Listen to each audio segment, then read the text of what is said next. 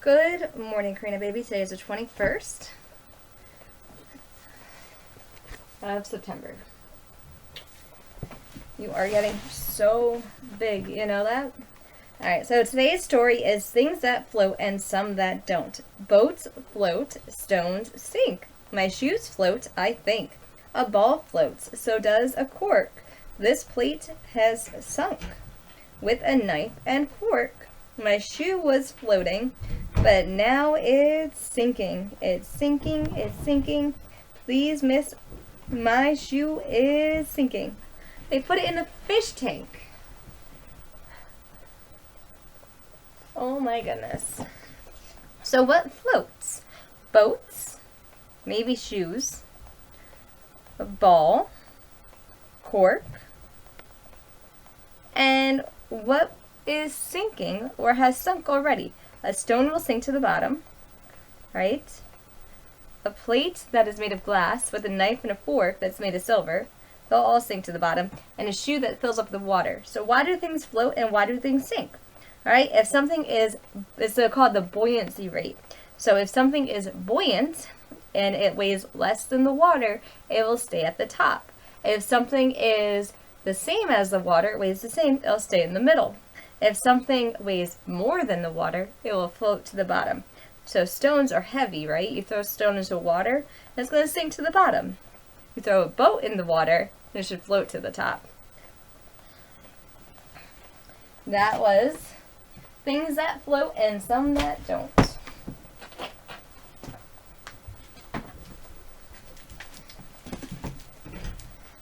Alright, baby, our next story is The Emperor's New Clothes.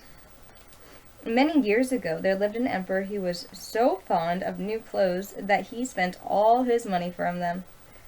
He did not care about his soldiers, he did not care about the theater, he only liked to go out walking to show off his nice clothes. He had a costume for every hour of the day, and just as they say of the king, he is in the council chamber. They always said of him, the emperor is in his dressing room. Life was very gay, very happy, in the great city in which the emperor lived. There was always something going on, and every day many strangers came to visit.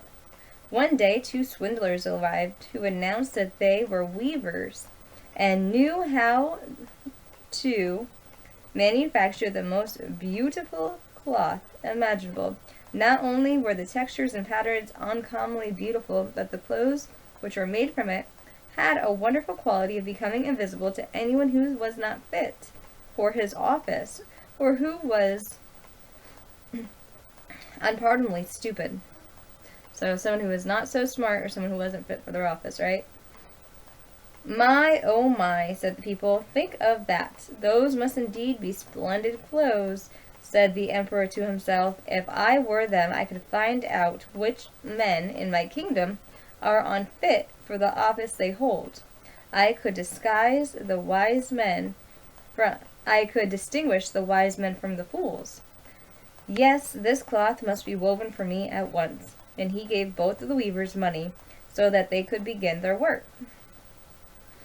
They set up 2 weaving looms and pretended they were working, but actually the looms had nothing on them.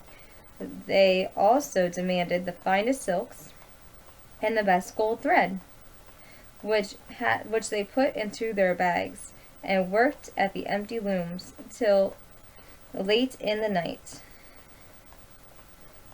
I would certainly like to know how much cloth they have woven, said the emperor, but he remembered what he thought about when he thought about it, that whoever was a fool or unfit for his office would not be able to see the material.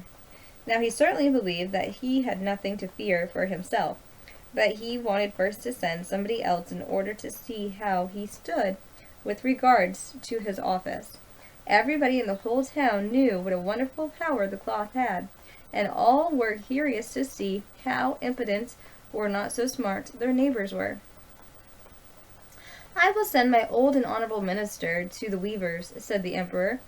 He can judge best what the clothes is like, and what the cloth is like, for he has great intellect, and no one understands his office better than him. Now the good old minister went into the hall where the two men sat working at the empty looms. Dear me, thought he, opening his eyes wide, I can see nothing. But he did not say so. Both the weavers begged him to be good enough to step closer, and asked him if the cloth were not of beautiful texture and lovely colors. They pretended that the empty loom and the poor They pointed at the empty loom, and the poor old minister went forward, rubbing his eyes, but he could not see nothing, for there was nothing to see. Dear, dear, he said to himself, can I be not so smart?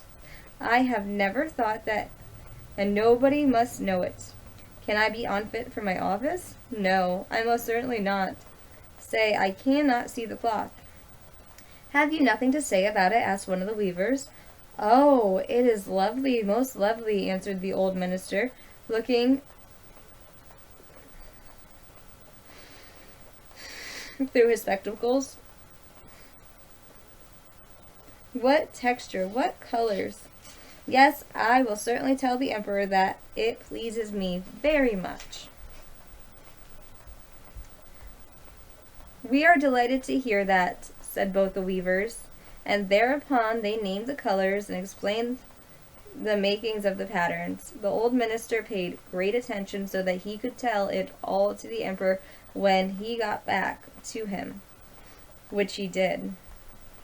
The deceitful pair now wanted more money, more silks, more gold thread, to use it in their weaving. They put it in their own pockets and went on as they had before, working at the empty looms. The emperor soon sent another worthy old statesman to see how the weaving was progressing, and whether the cloth would be soon finished. It was the same with the gentleman as it was with the old minister.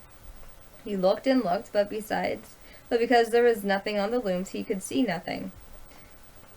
Is it not a beautiful piece of cloth? Asked the two men, as they described the splendid material which was not there. Not so smart? I am not, thought the man, so it must be that I am not fitted for my good office. It is strange, certainly, but no one must be allowed to notice it. And he praised the cloth, which he did not see, and expressed his delight at the beautiful colors and the splendid textures. Yes, it is quite beautiful, he said to the emperor. Everybody in the town was talking of the magnificent cloth. Now the emperor wanted to see it for himself while it was still on the loom. With a great crowd of selected followers, including the two worthy statesmen who had been there before, he went to the cunning workmen, now weaving more busily than ever, but without fiber or thread, of course. Is it not splendid? Said both of the statesmen. See, your majesty, what a texture, what colors! And they pointed to the empty looms, for they believed that the others could see the cloth's quality well. What? Thought the emperor. I can see nothing. This is indeed horrible. Am I a fool? Am I not fit to be emperor? Oh, very beautiful, he said aloud. It has my gracious approval. And he nodded presently and explained and examined the empty looms, for he would not say he could see nothing. His whole court around him looked, and they saw no more than the others, but they said, like the emperor, "Oh, it is beautiful," and they advised him to wear the new and magnificent clothes to be made of it for the first time at the great procession, which was soon to take place. Splendid, lovely, most beautiful, went from mouth to mouth. Everyone seemed delighted, and the emperor gave the two impostors the title of court weavers to the emperor. Throughout the night before the procession was to take place, the weavers were up and working by the... Oh, here he is.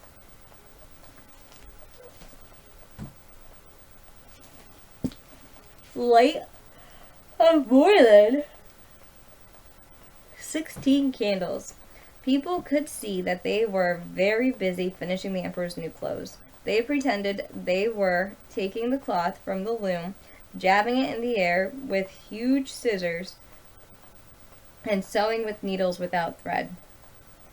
At last they said, now the clothes are finished. The emperor came himself with his most distinguished courtiers, and each weaver lifted up his arms, as if he were holding something, and said, see, here are the branches, here is the coat, here is the cloak, and so on.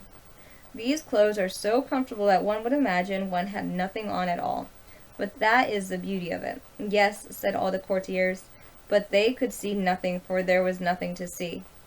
Will it please your majesty to take off your clothes? So the weavers, then, said the weavers, then we will dress you in the new clothes here before the mirror. The emperor removed his clothes, and the weavers placed themselves before him as if they were putting on each pair of new clothes, which was ready, and the emperor turned and examined himself in front of the mirror. How beautifully they fit! How well they are made, said everybody. What material, what clothes, what a glorious suit. What a gorgeous suit. They are waiting outside with the canopy, which is held over your majesty in the procession, announced the master of the court of the centaurs. Look, I am ready, said the emperor. Doesn't it fit well? And he turned again in the mirror to see if his finery was on properly. The courtiers groped on the floor as if they were lifting up the train, and they pretended that they were holding something in the air. They would not have it said that they could see nothing. So the emperor went along in the procession under the splendid canopy, and all the people in the streets and in the windows said, how gorgeous are the emperor's new clothes! The train fastened to his dress. How beautifully it hangs! No one wished to admit that he could see nothing, for then he would have been unfit for his office, or else a fool. Never before has the emperor's clothes met with such approval as had these. But he has nothing on, said a little child. Just listening to the innocent child, said the father, and each one whispered to his neighbor what the child has said. But he has nothing on. The whole town shouted at last. The emperor could not help but hear, and he began to realize that the people were right.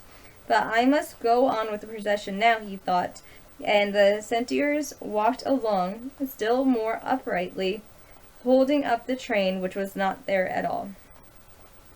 No matter what happens in life, you have to go on to the next day, right? So, the emperor got new clothes that weren't even there. Alright, baby, let's do a song. Let's do Lila Tove, honey.